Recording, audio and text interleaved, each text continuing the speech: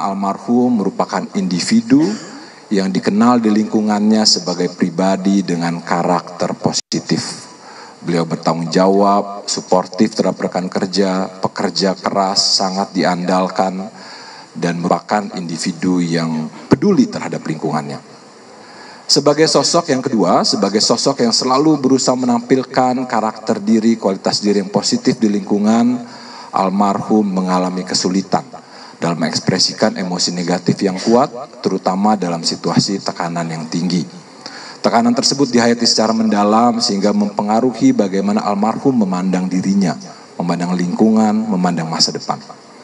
Almarhum berusaha menginternalisasi berbagai emosi negatif yang dirasakan dan berupaya untuk tidak menunjukkannya di depan orang lain. Meskipun demikian, kami menemukan bahwa pada almarhum ada riwayat di mana almarhum berupaya untuk mengakses layanan kesehatan mental secara daring. Ada kembali di Apa Kabar Indonesia Malam, pemirsa. Saya langsung mengarah ke Mas Luki ya. Mas Luki, tadi sudah dijelaskan oleh Asosiasi Psikologi Forensik begitu ya. Ada beberapa hal mungkin yang menjadi data pendukung dari proses penyidikan ini semua. Anda sendiri melihatnya seperti apa? Ya, tentu tanpa kemudian overlapping gitu sebagai seorang kriminolog untuk menjustifikasi data yang kemudian tadi disampaikan. Saya melihat ada satu loss dalam konteks kontrol sosial yang dialami oleh almarhum. Dalam konteks ini bisa kita kategorisasi atas dasar attachment. Yang pertama, ikatan di antara anggota keluarga misalnya seperti itu. Terus kemudian komitmen. Komitmen ini yang menurut saya bisa menjadi pertanyaan besar. Komitmen dalam konteks bagaimana kemudian penempatan yang sudah di depan mata seperti ini kemudian dalam tanda kutip gitu ya disia-siakan untuk dengan mengakhiri nyawanya. Yang ketiga adalah dalam konteks involvement. Jadi keterlibatan almarhum tentu yang perlu bisa digradasi dalam konteks bagaimana kemudian dengan masyarakatnya atau kemudian dengan pertemanannya atau bahkan dengan instansi pekerjaannya. Nah, yang berikutnya adalah belief dalam pemahamannya adalah bagaimana dia meyakini bahwa dia menjalani suatu hal yang memang dianggap suatu hal yang salah. Kita bisa melihat 2013 dia melakukan komunikasi meskipun ada gap yang cukup jauh, namun ada stimulasi tertentu yang menjadikan ini sebagai hal-hal yang berindikasi bagaimana dia kehilangan nyawanya. Yang berikutnya adalah dalam konteks yang lebih luas lagi, maka kita bisa melihat bagaimana kemudian almarhum ini mengalami satu fenomena yang kita kenal sebagai gapping gitu ya, dalam secara sosial, apakah dalam konteks pekerjaan, relasi sosial, atau bahkan dalam konteks kekeluargaannya. Oke, baik. Pak Ugro, lagi-lagi pihak kepolisian sudah melakukan yang terbaik sebenarnya, tapi kalaupun bisa dilengkapi menjadi lebih sempurna begitu ya, informasi yang tadi disebutkan kan ini memang bisa dikatakan belum lengkap karena belum ada motifnya gitu. Apa yang bisa dilakukan selanjutnya?